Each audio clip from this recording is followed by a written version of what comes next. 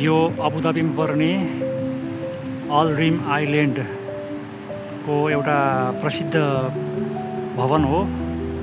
यसको नाम get and arch tower. यो एउटा अबुधाबीको प्रचलित भवन हो। यसमा लगभग 64 तला रहेको छ। यसमा 3वटा बिल्डिङ छ र माथि हाई राइज तपाईँको ब्रिज पनि छ।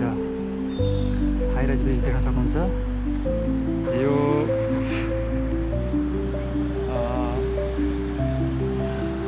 यहाँ बस्न सकिन्छ। एउटा, 2टा रुम, 3टा, 4, 5वटा रुमसम्म मिल्छ र यसको राम्रो सुविधा भएको यो ठाउँ हो। यो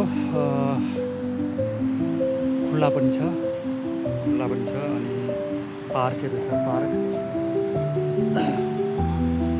बस्नलाई एकदम राम्रो ठाउँ हो। Gate and arch tower.